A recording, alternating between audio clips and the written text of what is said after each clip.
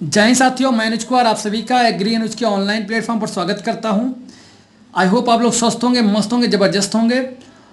आप लोगों से जैसा कि मैंने वादा किया था कि आप लोगों की जो काउंसलिंग है उसको मैं आपको फ्री ऑफ कॉस्ट करवाऊंगा। यानी कि मैं आपको हर एक तरीका बताऊंगा कैसे आपको काउंसलिंग करानी है स्टेप बाय स्टेप।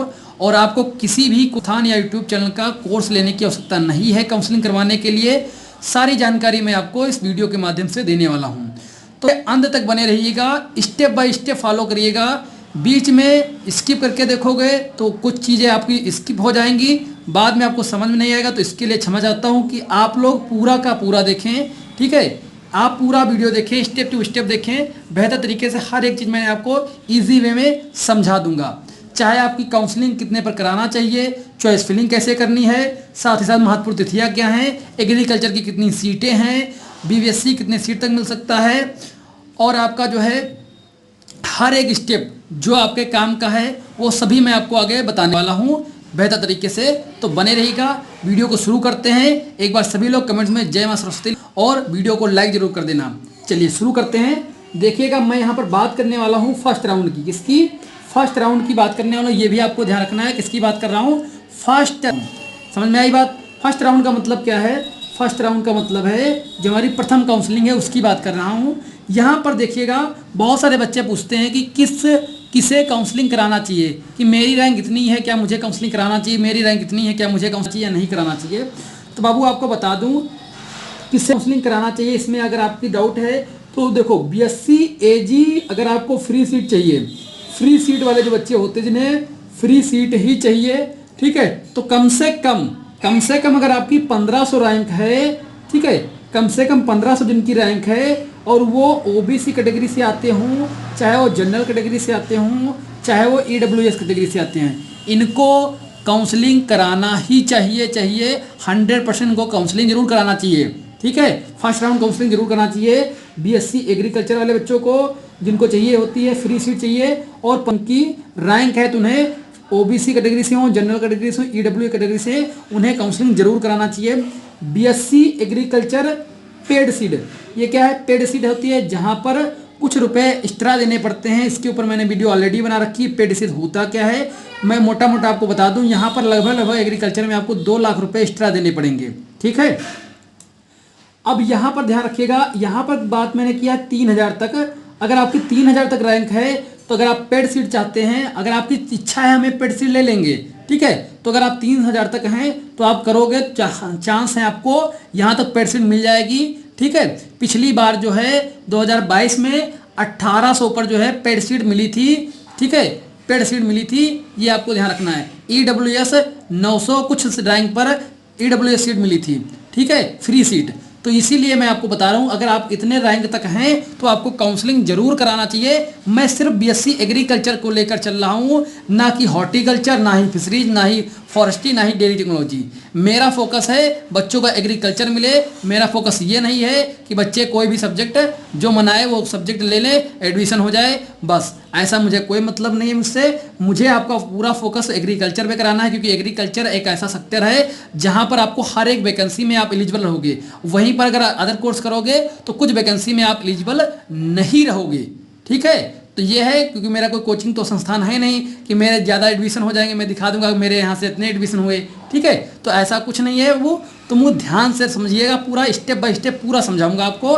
एग्रीकल्चर पर फोकस आपका भी हो, ठीक है। तो अब हम लोग चलते हैं आगे, देख लेते हैं। देखो, बीएससी एग्रीकल्चर का पेड सीट जिन बच्चों को चाहिए, पहली काउंसलिंग में ही चाहिए, तो अगर 3000 तक हैं तो अपना पेड सीट अगर लगाना चाहें तो लगा सकते हैं एग्रीकल्चर के लिए।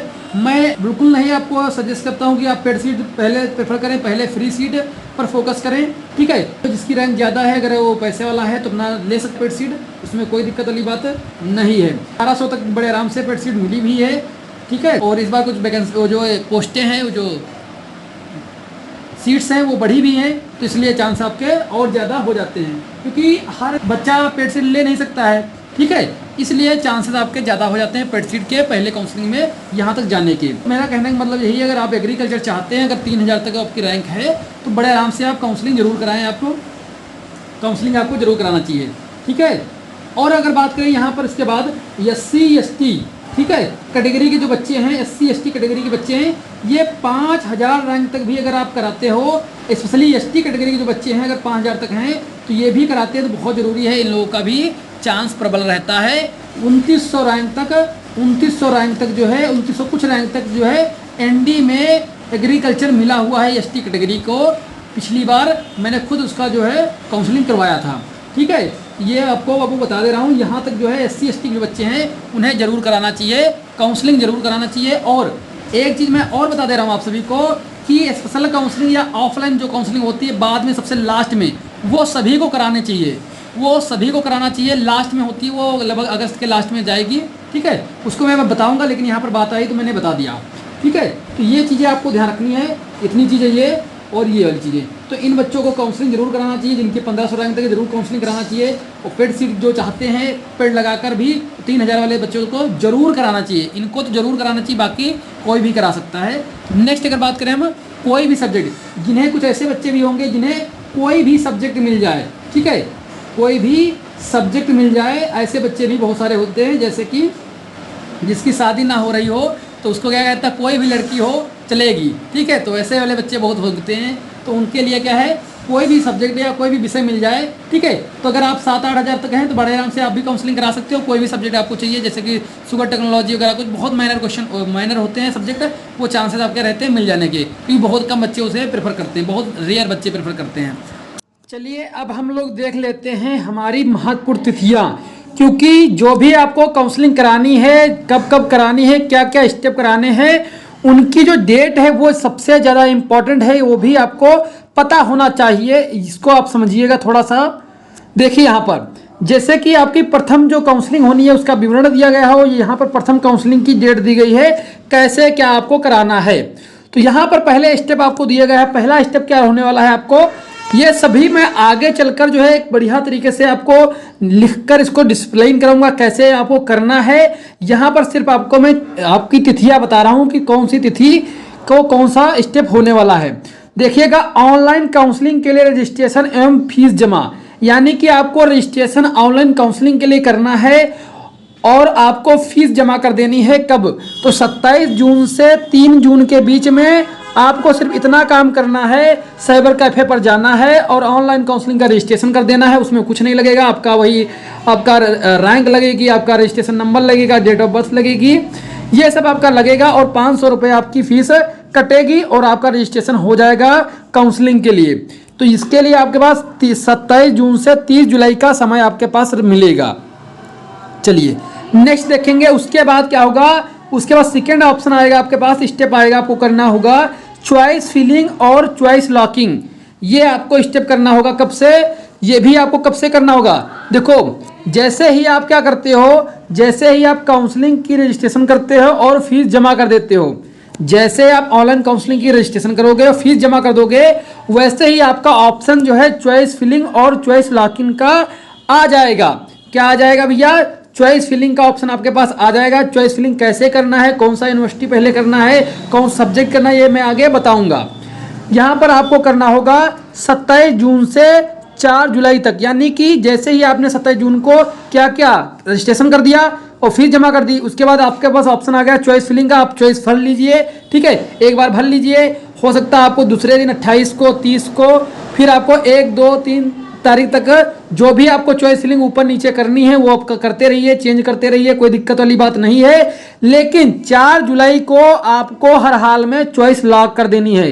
क्या करना है? चॉइस अगर आपने एक बार लॉक कर दिया तो यानी कि आपका क्वेश्चन लॉक हो गया, यानी आपकी जो फिलिंग है चॉइस फिलिंग वो आपकी लॉक हो जाएगी, फिर आप चेंज नहीं कर पाओगे।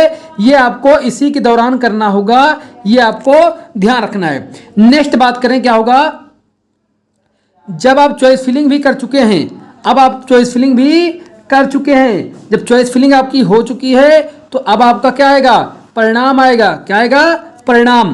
तो परिणाम यहाँ पर देखिएगा, जो आपका सीट आवंटन का जो परिमाण है कि मतलब कि आपको सीट मिली है या नहीं मिली है, ठीक है, इसका रिजल्ट आएगा कि आपको सीट मिली है कि नहीं मिली है। ये आपको 23 जुलाई को आपको मिल जाएगा रिजल्ट इसका। कि कब आएगा? 23 जुलाई को आपको रिजल्ट घोषित हो जाएगा सीट आवंटन का, ठीक है। ये आपको मिल जाएगा 13 जुलाई को, सॉरी 13 जुलाई, क्या 13 जुलाई को आपको मिलेगा, 13 जुलाई को मिलेगा, ये आपको ध्यान रखना है। रिजल्ट आ जाएगा, जब रिजल्ट आ जाएगा जिन बच्चों को, ध्यान सुनिएगा, जिन बच्चों को क्या मिल जाएगा, सीट मिल गई। मान लो किसी बंदे की रैंक थी 738, कितनी थी, 738 थी, अब उसे जो है मिली गई है सीट एनडी की एग्रीकल्चर, ठीक है, अब उसे मिल चुकी है सीट, तब वो क्या करेगा, वो अभ्यर्थी द्वारा डॉक्यूमेंट्स अपलोडिंग होगी, तब क्या होगा, तब वो अपने डॉक्यूमेंट्स को अपलोड करेगा, यहीं से ऑनलाइन ही अपलोड करेगा। लेकिन जिसे सीट नहीं मिली है उसे कोई कार्य आगे करने की आवश्यकता नहीं है, ठीक है। जिसे सीट मिलेगी उसी को ही डॉक्यूमेंट्स अपलोड करने हैं, जिसे नहीं मिलेगी उसे कुछ करने की आवश्यकता नहीं है, ठीक है। अब देखें, जिसे सीट मिल चुकी है वो क्या करेगा, 13 से 16 जुलाई के बीच में अपने डॉक्यूमेंट्स अपलोड करेगा। डॉक्यूमेंट्स क्या क्या लगेंगे इस पर मैंने वीडियो पहले ही बना दिया है, वो अगर आप नहीं देखे हो तो देख लीजिएगा। यूपी कैडेट 2024 की है संबंधित जानकारी के नाम से एक प्लेलिस्ट बनाई है, उस प्लेलिस्ट में सारे आपको वीडियो मिल जाएंगे यूपी कैडेट संबंधित, ठीक है। तो वहां पर आप देख लीजिएगा 13 से 16 जुलाई के बीच में आपने सारे डॉक्यूमेंट्स आपको अपलोड करना है। जब आप अपलोड कर दोगे 13 से 16 जुलाई के बीच में, ठीक है, इसके बीच में आपको हर हाल में करना है। जैसे अपलोड करोगे उसके बाद डॉक्यूमेंट वेरिफिकेशन होगा। ये क्या है, आपके पास मैसेज आ जाएगा कि हाँ आपके डॉक्यूमेंट्स जो हैं बिल्कुल सही हैं, कोई दिक्कत नहीं है, सारे डॉक्यूमेंट्स आपके वेरीफाई हो चुके हैं, यानी कि आपके सभी डॉक्यूमेंट्स सही है। आपको मैसेज भी आएगा और ईमेल भी आपको आ सकता है, ठीक है। इसके माध्यम से आपको बता दिया जाएगा और आपको साइट पर भी दिखा दिया जाता है कि आपके डॉक्यूमेंट्स वेरिफिकेशन हो चुका है, यानी कि आपके डॉक्यूमेंट्स सारे सही हैं। ये जैसे आप अपलोड करते हो तो लगभग 12 घंटे के अंदर आपको मैसेज आ जाता है आपके सारे डॉक्यूमेंट्स सही हैं या नहीं है, ठीक है। तो ये आपको इस डेट तक मिल जाएगा, 13 से 17 जुलाई तक आपको इसका मैसेज मिल जाएगा। उसके बाद अगर कहीं पर किसी की दिक्कत होती है, मान लो कोई आपका मान लो कोई डॉक्यूमेंट्स ऐसा होता है जो जिसमें दिक्कत आ जाती है, वो वेरिफिकेशन में रह जाता है। मान लो तुम्हारा हाई स्कूल के मार्कशीट अपलोड किए, सही से नहीं अपलोड कर पाए, ठीक है, तो वो क्या करेगा कि आपको बता देगा कि आपका ये वाला जो मार्कशीट है वो दिक्कत कर रहा है, इसमें आपको दोबारा री अपलोड कर दीजिए, यानी आप फिर से अपलोड कर दीजिए। उन बच्चों के लिए जिनका डॉक्यूमेंट सही अपलोड नहीं हो पाता है, कोई दिक्कत हो जाती है, तो मैसेज आएगा आपके पास कि आप इस डॉक्यूमेंट को री अपलोड दोबारा से अपलोड कर दें, ठीक है। जिनका गलती हो जाता है उनको, सबको नहीं करना है री अपलोड, तो वो 18 जुलाई 2024 को आपको करना होगा, ठीक है। उसके बाद डॉक्यूमेंट री वेरिफिकेशन, अब भाई जिसने दोबारा से अपलोड किया है उसका फिर वेरिफिकेशन भी होगा तुरंत, तो वो 19 जुलाई को आपका रिजल्ट आ जाएगा इसका वेरिफिकेशन का, ठीक है, आपको मैसेज आ जाएगा। ये आप इतना तक समझ चुके हैं री डॉक्यूमेंट वेरिफिकेशन। नेक्स्ट चलते हैं सिक्योरिटी। नेक्स्ट क्या है, सिक्योरिटी फीस जमा करना। अब आपके डॉक्यूमेंट्स भी वेरिफिकेशन हो चुके हैं, ठीक है। अब आपको सिक्योरिटी फीस जमा करने के लिए आएगा, कितनी सिक्योरिटी फीस, 5,000 रुपया जो है आपको सिक्योरिटी फीस जमा करनी होती है, ठीक है। ऑनलाइन ही आपको जमा करना पड़ेगा। जब आप ये 5,000 रुपये जमा कर दोगे तब जाके आपके पास एक आ जाएगा प्रोविजनल अलॉटमेंट लेटर आ जाएगा डाउनलोड करने के लिए। अब आपके पास एक लेटर आएगा डाउनलोड करने के लिए, जैसे ही आप 5,000 रुपये जमा कर देते हो, उस डॉक्यूमेंट्स में लिखा होगा कि आपको इस विद्यालय में ये सीट मिली है, फ्री सीट है, नॉर्मल सीट है, कैटेगरी क्या है, और आपको उस पर लिखा होगा कि आपको इस तारीख को उस कॉलेज में जाकर जो है रिपोर्टिंग करनी है, प्रवेश ले लेना है, ठीक है, एडमिशन कराने जाना है आपको इस यूनिवर्सिटी में, इस तारीख को जाना है। उस अलॉटमेंट लेटर में सब कुछ मिला होगा, वो अलॉटमेंट लेटर लेकर आपको उस विद्यालय को जाना पड़ेगा, ठीक है। तो ये आपको 5,000 रुपये ऑनलाइन ही देने पड़ते हैं, और इस ये जो 5,000 रुपये आप देते हो, इसका जो है 3,000 रुपये आप जब BSc कंप्लीट कर लोगे 4 साल बाद, तो 3,000 रुपये वापस आ जाता है। मेरा भी आया था तो आपका भी आएगा, ठीक है, 3,000 रुपये वापस हो जाता है, ये आपको ध्यान रखना है। चलिए नेक्स्ट अगर बात करें हम यहाँ पर, जब आपका अलॉटमेंट लेटर मिल जाएगा, डाउनलोड कर लोगे 14 से, कब से, हाँ, सिक्योरिटी मनी आपने कब जमा किया, 13 से 20 तारीख तक आपको सिक्योरिटी मनी जमा करनी है, सिक्योरिटी फीस जमा करनी है। जैसे ही जमा करोगे, ठीक है, वैसे आपको अलॉटमेंट लेटर मिलना स्टार्ट हो जाता है। तो 13 से 21 जुलाई तक आपको बड़े आराम से अलॉटमेंट लेटर मिल जाएगा। उसके बाद आपको क्या करना है, जैसे ही आपको मिल जाता है तो 18 से आप 23 जुलाई तक, ठीक है, 18 से 23 जुलाई तक जो है आपको आवंटित विश्वविद्यालय में प्रवेश या रिपोर्टिंग करना है। मान लो जैसे कि आपको आपने 13 तारीख को या फिर 14 तारीख को आपने सिक्योरिटी फीस जमा कर दी, उसके बाद अलॉटमेंट लेटर मिल जाएगा। उसके बाद जो है 18 से स्टार्ट हो जाता है, आप अपने इस कॉलेज में अब जो है रिपोर्टिंग करने पहुंच जाएं। ठीक है, तो ये टोटल इतनी आपकी डेट जो है इंपॉर्टेंट है, ये मैंने आपको समझा दिया है, ये डेट है। अब ये आपको लग गया होगा कि हमारा पूरा जुलाई किस में जाने वाला है, इस काउंसलिंग में जाने वाला है, प्रथम में।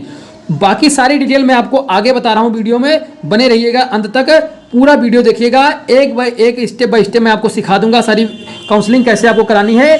ठीक है, थैंक यू सो मच। चलते हैं अब नेक्स्ट में। अब हम लोग चलते हैं, देख लेते हैं बीएससी एग्रीकल्चर की सीट्स कितनी हैं, ताकि और आइडिया आपका अच्छा हो जाए कि कितनी सीट्स हैं बीएससी एग्रीकल्चर में, इससे और आपको आइडिया एक मिल जाएगा।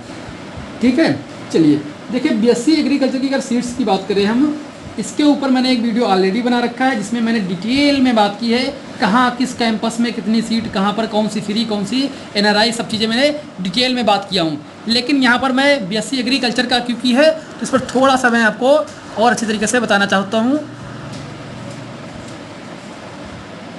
तो यहाँ पर देखिएगा बीएससी एग्रीकल्चर के लिए फ्री सीट की अगर बात करें, फ्री सीट तो फ्री सीट में लिए आपको, जैसे कि सीएसए में फ्री सीट कितनी है, तो 190 फ्री सीट कहाँ पर है, सीएसए में। ठीक है, वहीं पर अगर बात करें एनडी में, फैजाबाद में कितनी है, तो 218 सीट्स हैं।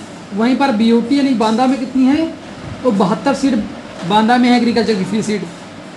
सरदार वल्लभ भाई पटेल में कितनी है, तो ये आपकी 72 सीट वहाँ पर भी है एग्रीकल्चर की, ये फ्री सीट हैं। क्या है, ये फ्री सीट्स हैं। वहीं पर अगर पेड सीट की बात करें तो 70 जो है सीएसए में पेड सीट हैं, जहाँ पर पैसे आपको ज़्यादा देने पड़ेंगे। 70 ही आपकी एनडी में पेड सीट हैं, 32 आपकी बीयूटी में बांदा में पेड सीट हैं, 24 जो है आपकी मेरठ में पेड सीट हैं। ठीक है, तो 552 जो सीट होती हैं ये आपकी कहाँ की बन जाती हैं। ठीक है, ये आपकी कहाँ की बन जाएंगी, ये आपकी फ्री सीट बन जाएंगी। ये कितनी है सीटें, फ्री सीट, लगभग आपकी मोटा मोटा आपको अंदाज़ा हो गया, इतनी सीटें जो हमारी फ्री सीट्स हैं और इतनी सीटें हमारी कितनी है, पेड सीटें हैं, यानी पैसों पर खरीदी जाने वाली सीटें। और एक चीज़ आपको यहीं पे बता दे रहा हूँ कि जो पेड सीटें होती हैं, मान लो ये सीटें सभी पेड नहीं कोई बच्चा खरीद पाता है, कुछ सीटें छूट जाती हैं, तो जब लास्ट काउंसलिंग होती है, स्पेशल काउंसलिंग, तब यही पेड सीटें क्या होती है, फ्री सीट में कन्वर्ट कर दी जाती हैं, जनरल्स की सीटें। ठीक है, ऐसा भी होता है जब कोई बच्चा नहीं लेता है, सीट खाली रह जाती है, तब स्पेशल काउंसलिंग में जो ऑफलाइन होती है उसमें जो है फ्री सीट में कन्वर्ट भी कर दिया जाता है। ठीक है, तो ये हो चुकी। अगर इनको हम दोनों को जोड़ें तो हमारा कितना निकल के आएगा, 708 और ये होगा हमारा 14 7।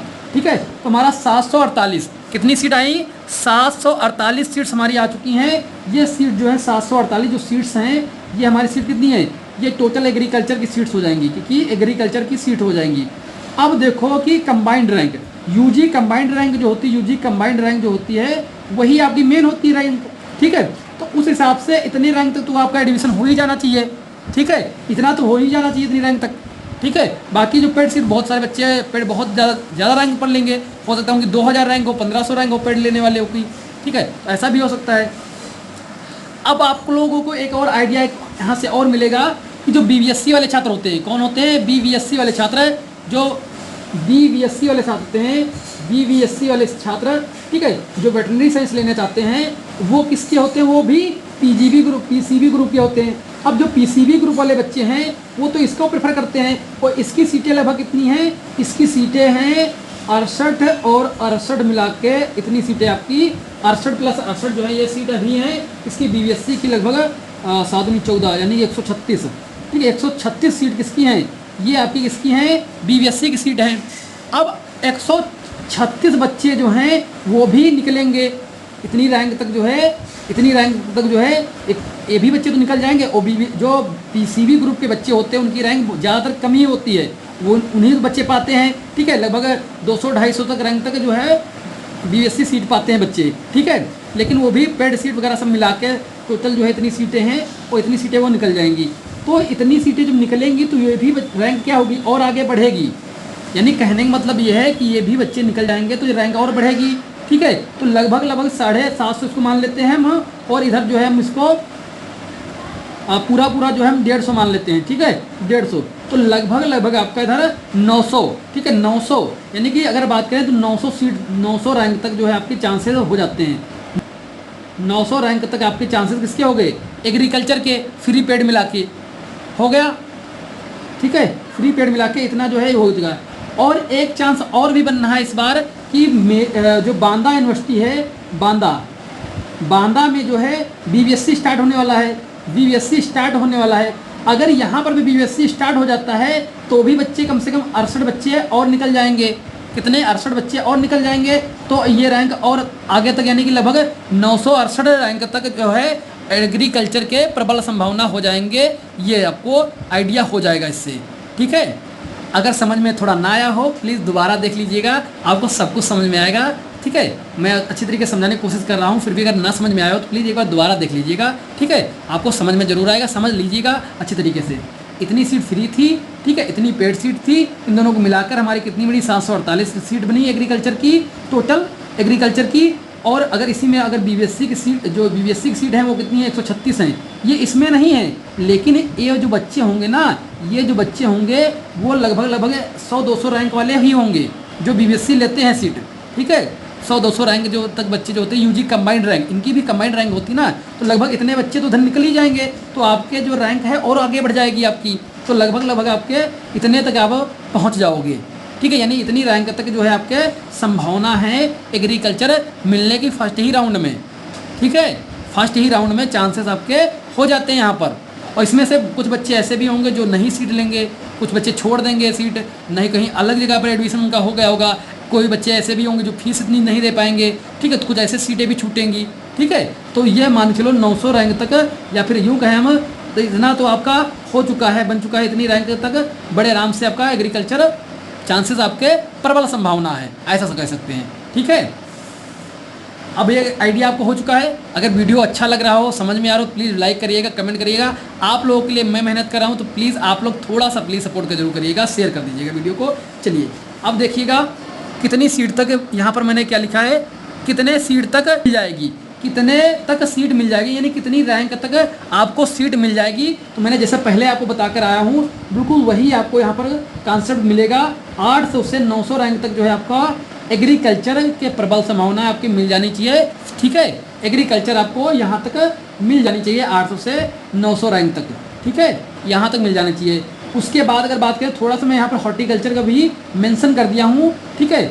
तो 900 से 1400 रैंक तक अगर आप हॉर्टिकल्चर भर देते हो ना, तो हॉर्टिकल्चर पहले ही आपको दे देगा, पहले ही राउंड में आपको 900 से 1400 तक बड़े आराम से चांसेस आपके हैं कि आपको हॉर्टिकल्चर भी दे देगा पहले ही राउंड में, ठीक है। इसके बाद फिशरीज है, फॉरेस्ट्री है, बीटेक वगैरह अगर भर दोगे वो भी आपको मिलते जाएंगे पहले ही राउंड में, ठीक है। क्योंकि पहली राउंड की काउंसलिंग में बता रहा हूँ, तो पहले राउंड का ही मैं पूरा आपको सिनेरियो दिखा रहा हूँ। चलिए अब देख लेते हैं चॉइस फिलिंग कैसे करनी है, आपको चॉइस फिलिंग कैसे आपको करनी होती है।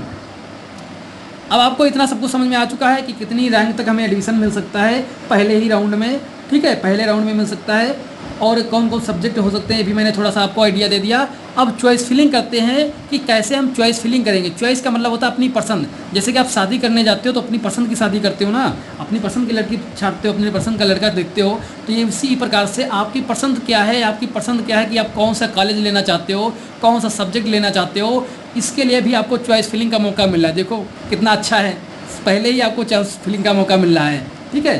चॉइस फिलिंग आप यहाँ पर आपको करना होगा। अब ये किसके आधार पर बच्चे करते हैं? देखो, एक तो विश्वविद्यालय के आधार पर कुछ बच्चे कर लेते हैं, कुछ बच्चे विषय के अनुसार कर लेते हैं, कुछ बच्चे अपनी दूरी, घर के कितनी दूर पर कौन सा कॉलेज है उसके अनुसार पर कर लेते हैं, या कोई अन्य आधार भी उनका हो सकता है, ठीक है।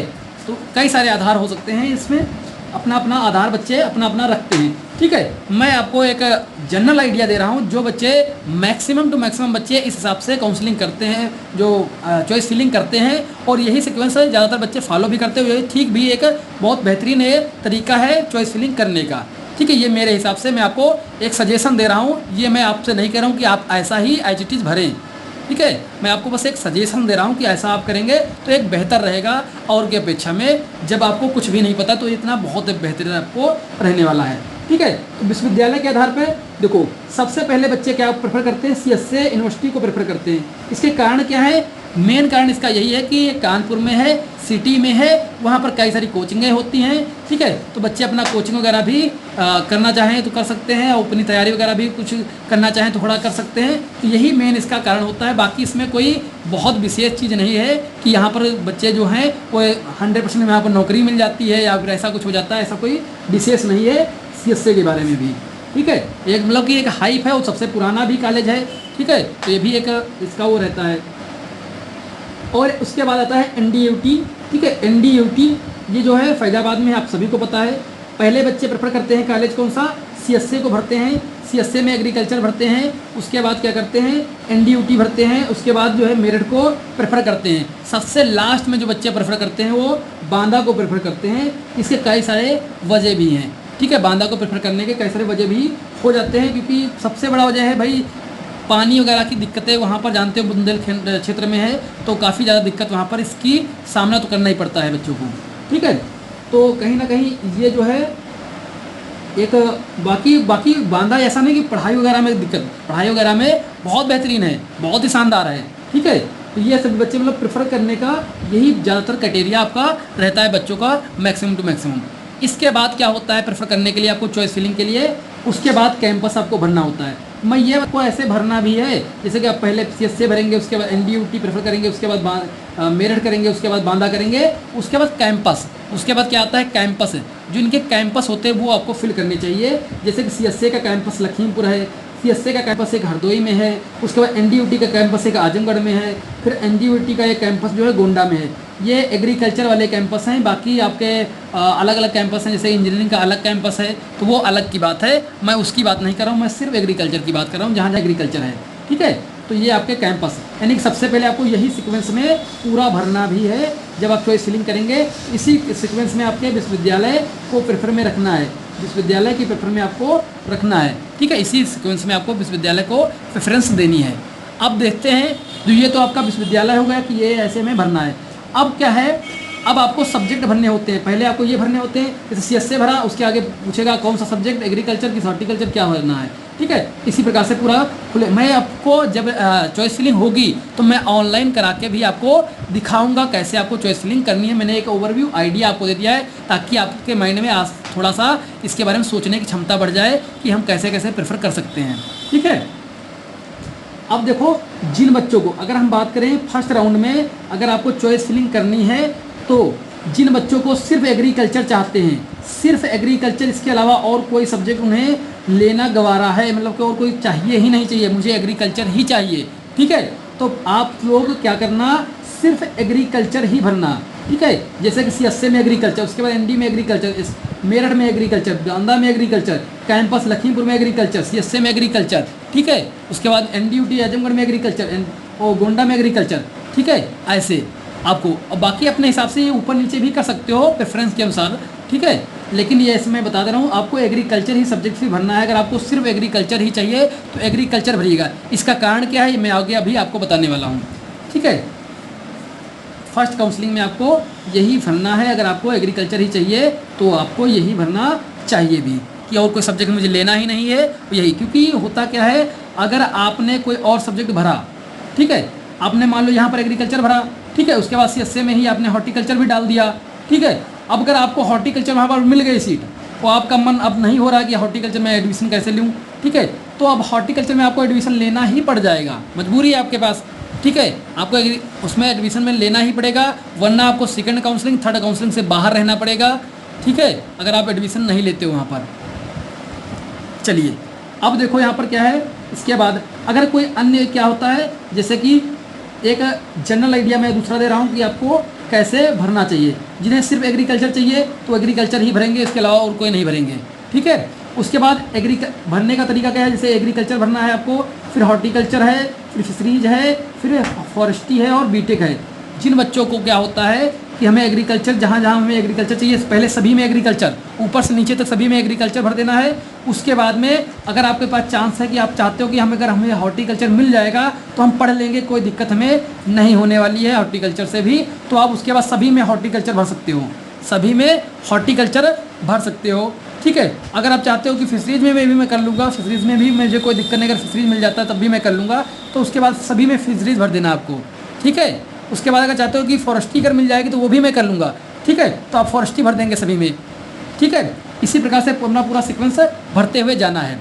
लेकिन दिक्कत यहाँ पर यह आ जाती है कि मान लो होता क्या है, मान लो कि आपको सीट पहली काउंसलिंग में मिल गई हॉर्टिकल्चर, पहली काउंसलिंग में आपको हॉर्टिकल्चर मिल गया, फर्स्ट काउंसलिंग में आपको हॉर्टिकल्चर मिल गया, ठीक है। अब आपको हॉर्टिकल्चर मान लो एनडी मिल गया है, एनडीयूटी मिल गया है, तो अब आपको एनडी में जाकर जब काउंसलिंग में हॉर्टिकल्चर मिलेगा तो एनडी में आपको रिपोर्टिंग करने जाना पड़ेगा, सारी फीस आपको जमा करनी पड़ेगी, ठीक है। जब फीस जमा कर दोगे उसके बाद में आपसे पूछा जाएगा कि आप अपनी सीट अपग्रेड कराओगे। अगर आप कहोगे हाँ भैया मुझे सीट अपग्रेड कराना है, ठीक है, वहाँ पर जो टीचर होंगे वो पूछेंगे आपसे अपग्रेड कराओगे सीट। जब आप अपग्रेड कराओगे सीट, ठीक है, वो मैं आगे अभी बताने वाला हूँ अपग्रेडेशन होता कैसे, ठीक है, तब जाके आपको क्या होगा, तब आपको हो सकता है सेकेंड काउंसलिंग में आपको एग्रीकल्चर मिल जाए, हो सकता है थर्ड काउंसलिंग में आपको एग्रीकल्चर मिल जाए। अगर थर्ड काउंसलिंग तक आपको एग्रीकल्चर नहीं मिलता है तब जाके आपको जो सीट आपको हॉर्टिकल्चर मिली थी पहले राउंड में वही आपको सीट लेनी पड़ेगी, ठीक है। समझ में आया ना, एक बार दोबारा सुन लेना। तो ऐसा आपको करना पड़ जाएगा, ठीक है। अगर आपको हॉर्टिकल्चर मिल जाता है, अगर आपकी सीट नहीं भी चेंज होती तो आपको हॉर्टिकल्चर लेना ही पड़ जाएगा लास्ट में, ये आपको ध्यान रखना होगा, ठीक है, ये आपको ध्यान रखना होगा। यही कारण है कि आपको अगर एग्रीकल्चर चाहते हैं सिर्फ एग्रीकल्चर, तो पहले राउंड में बिल्कुल ही आप एग्रीकल्चर ही भरें, वही आपके लिए ज़्यादा बेनिफिशियल रहेगा। क्योंकि होता ये है कि आपको ज़्यादा रैंक है, मान लो 1500 रैंक है, हॉर्टिकल्चर आपको दे दिया और मन नहीं आपका हॉर्टिकल्चर करने का, और आपको फिर अगर आप एडमिशन वहाँ पर रिपोर्टिंग कराओगे नहीं, फीस जमा नहीं करोगे, तो आप फिर सेकेंड काउंसलिंग थर्ड काउंसलिंग से बाहर हो जाओगे, ठीक है। तो ये वाली दिक्कत होती है। तो आपको बहुत हिसाब से सोच समझ के आपको चॉइस फिलिंग करनी है, ठीक है। मैं आपको करके बताऊंगा भी जब लाइव आएगा, जब करने को होगा कंप्यूटर पर मैं बताऊंगा आपको, लेकिन मैं ओवरव्यू आइडिया आपको दे रहा हूं यहाँ पर कैसे कैसे होता है, ठीक है। अब चलते हैं सीट अपग्रेडेशन क्या होता है। थोड़ा सा मैं यहाँ पर आपको बता दे रहा हूँ सीट अपग्रेडेशन क्या होता है, बाकी मैं इसके लिए एक अलग वीडियो बना दूंगा आप लोगों के लिए, और ऑलरेडी मेरी वीडियो पड़ी भी हैं इसके संबंध में। सीट अपग्रेडेशन क्या होता है, इसका मतलब क्या है, जैसे मैंने आपको बताया था, यहाँ पर देखो फर्स्ट राउंड की आपने काउंसलिंग कराई, ठीक है, तो आपने सारे सब्जेक्ट भरे थे, जैसे कि पहले एग्रीकल्चर, फिर हॉर्टिकल्चर, फिशरीज, फॉरेस्ट्री, ये सब भरे थे पहले, ठीक है, ऐसे मैंने आपने भरा था। अब आपको फर्स्ट काउंसलिंग में हॉर्टिकल्चर दे दिया एनडी, फर्स्ट काउंसलिंग में आपको हॉर्टिकल्चर एनडी दे दिया है। अब आप क्या करोगे, जब आपको वहाँ पर अलॉटमेंट लेटर मिल जाएगा आपको, आप वहाँ पर रिपोर्टिंग करने जाओगे एनडी यूनिवर्सिटी में, तब आपसे वहाँ पर पूछेंगे कि आपको सीट अपग्रेडेशन कराना है, तो आप कहोगे हाँ भाई हाँ सर मुझे सीट अपग्रेडेशन कराना है। जब आप सीट अपग्रेड करा दोगे, सीट अपग्रेड करने में क्या होता है, कोई पैसा नहीं पड़ता है आपका, एक फॉर्म होता है वो अलग से भरना पड़ता है, बस इतना होता है उसमें, सीट अपग्रेडेशन,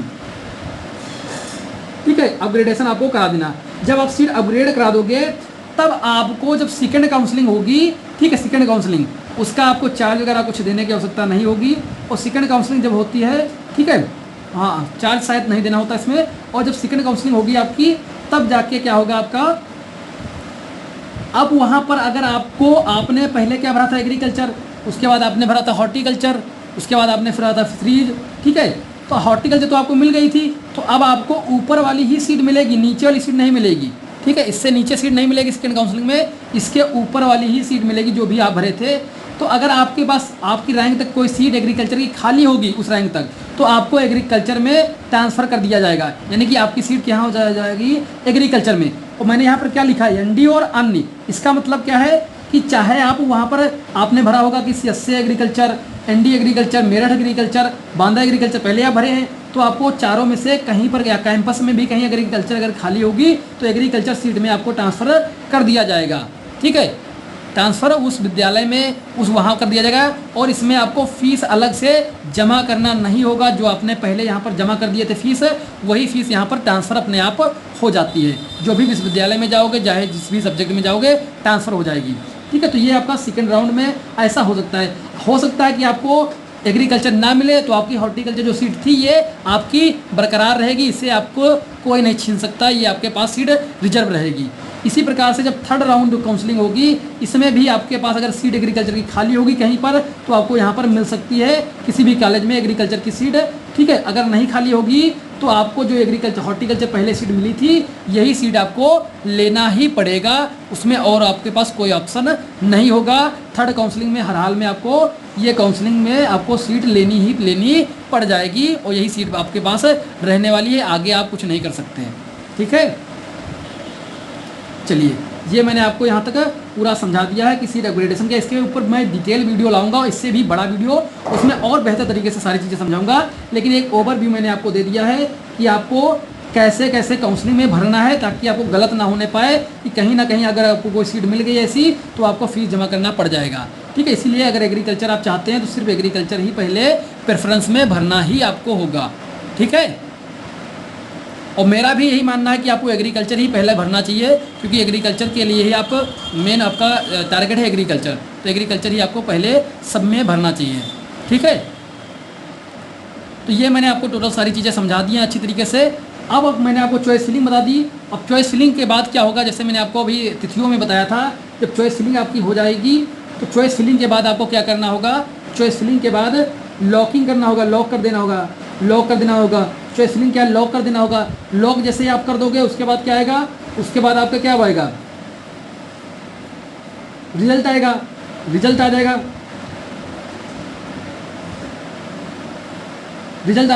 ठीक है, रिजल्ट आ जाता है। जब रिजल्ट आ जाएगा आपका, रिजल्ट आने के बाद जो भी सीट आपको मिलेगी, जो भी सीट आपको मिल जाएगी, वहाँ पर जो है आपको 5,000 रुपये सिक्योरिटी जमा करनी होगी, जो मैंने आपको पहले ही बता दिया है। सिक्योरिटी फीस आपको जमा करनी होगी 5,000। जैसे आप सिक्योरिटी फीस जमा कर दोगे उसके बाद आपको अलॉटमेंट लेटर आ जाएगा।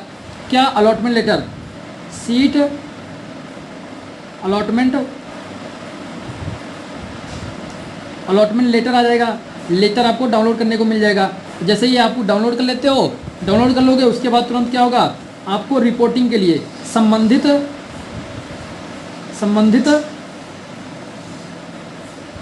विश्वविद्यालय में आपको क्या करना होगा, विश्वविद्यालय में रिपोर्टिंग करना होगा, यानी प्रवेश लेना होगा। प्रवेश लेने के लिए वहाँ चले जाओगे। ठीक है, वहाँ पर चले जाओगे और अपना प्रवेश कर दो, मतलब सारे डॉक्यूमेंट जो आपने अपलोड किए थे वो सबको लेके जाना होगा, और फीस आपको वहीं पर सब कुछ यहीं पर जमा करना होगा रिपोर्टिंग के टाइम पर, और सारी चीज़ें आपको यहीं पर हो जाएंगी। उसके बाद आपको एक डेट दी जाएगी, आपको इस डेट को आना है, और आपकी क्लासेस वगैरह स्टार्ट हो जाएंगी, अपना हॉस्टल वगैरह ले लेना है और आपकी पढ़ाई वगैरह स्टार्ट हो जाएगी, बस। ठीक है, यही पूरा प्रोसेस है बेहतर तरीके से। और यहीं पर जब रिपोर्टिंग कराने जाओगे ना विश्वविद्यालय में, प्रवेश करने या फिर रिपोर्टिंग करने, यहीं पर आपको अपग्रेडेशन वाला फॉर्म भी मिलेगा। अगर आप अपनी सीट अपग्रेड करना चाहते हो तो वो भी आपको फॉर्म यहीं पर मिलेगा। ठीक है, विश्वविद्यालय में सॉरी। तो ये मैंने सारी चीज़ें आपको अच्छी तरीके से समझा दी बाबू, समझ में आ गया होगा। अगर फिर भी अगर आपको समझ में नहीं आया है तो एक बार दोबारा देख लेना। ठीक है, और बेहतर तरीके से कमेंट करना जो भी आपको समझ में नहीं आया है, तो मैं और एक बार बता दूंगा आपको अच्छे तरीके से। आपको पर्सनली कोई इसमें दिक्कत वाली बात नहीं है। जो भी पॉइंट है मैंने कोशिश किया कि आपको हर एक चीज़ अच्छे तरीके से समझा दूँ। ठीक है, अगर आपको वीडियो अच्छा लगा तो प्लीज़ लाइक और शेयर जरूर कर दीजिएगा, अपने दोस्तों को जरूर शेयर करिएगा। थैंक यू सो मच आप सभी का। Love you all, take care.